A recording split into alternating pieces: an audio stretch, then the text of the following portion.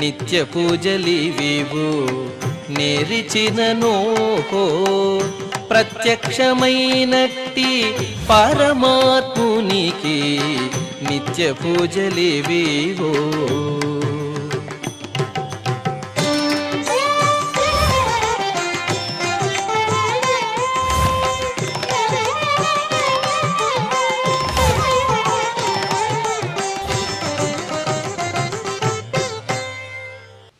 ఓం నమో వెంకటేశాయ.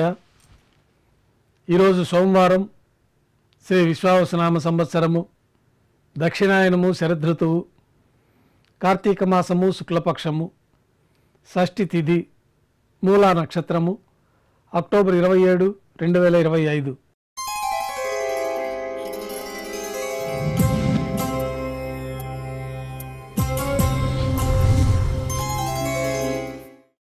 మాధ్యాహ్నిక ఆరాధనలో భాగంగా బంగారు పంచపాత్రలో శుద్ధ జలాన్ని నింపుకొని మూలమూర్తికి, ఉత్సవమూర్తులకు ఉపచారాలు సమర్పించి అష్టోత్తర శతనామావళితో అర్చన నిర్వహించి మాధ్యాహ్నిక నైవేద్యం సమర్పించిన తర్వాత భక్తులను సర్వదర్శనానికి అనుమతిస్తారు. ఉభయ దేవేలతో శ్రీ మలయప్ప స్వామివారు మేళతాళాలతో ఊరేగింపుగా విమాన ప్రదక్షిణంగా సంపంగి ప్రాకారంలో కల కళ్యాణ మండపానికి చేరుకుంటారు. కళ్యాణోత్సవం ప్రారంభమవుతుంది.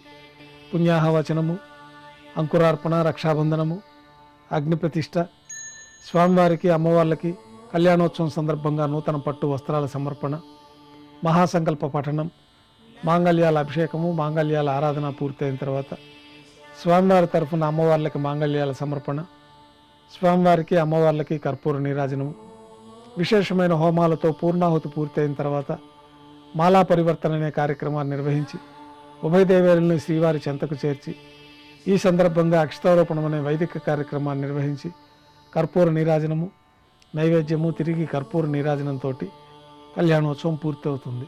కళ్యాణోత్సవ భక్తుల దర్శనం అనంతరం ఉభయ దేవేలతో శ్రీ మలయప్ప స్వామివారు ధ్వజస్తంభ వద్ద గల అద్దాల మండపానికి చేరుకుంటారు.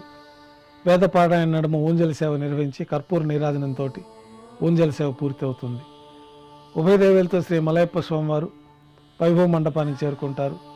ఆర్జిత బ్రహ్మోత్సవంలో భాగంగా స్వర్ణ గరుడు వాహనంపైన శ్రీ మలయప్ప స్వామివారు వేంచేస్తారు. కర్పూర నీరాజనంతో స్వర్ణ గరుడు వాహన సేవ పూర్తవుతుంది.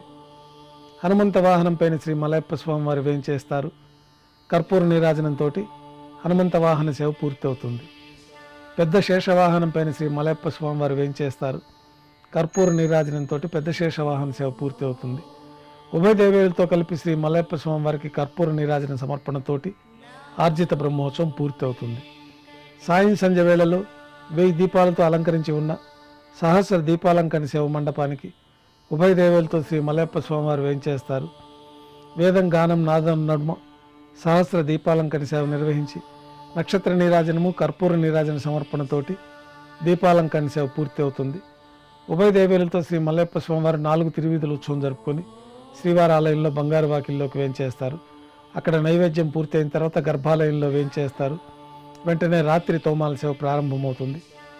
ఉదయం సమర్పించిన పుష్పమాలికలన్నీ సల్లింపు చేసుకొని గర్భాలయాన్ని శుద్ధి చేసుకొని పంచపాత్రలో శుద్ధ తోయాన్ని నింపుకొని ఆగమోక్తమైన విధానంలో స్వామివారికి, ఉత్సవమూర్తులకు ఉపచారాలు సమర్పించి కొత్త పుష్పమాలకు, మూలమూర్తికి, ఉత్సవమూర్తులకి అలంకరణ జరిపి చతుర్వేద మంత్రాలతో మంత్రపుష్పాన్ని సమర్పించి నక్షత్ర నీరాజనము, కర్పూర నీరాజనంతో రాత్రి తోమాల సేవ పూర్తి అవుతుంది.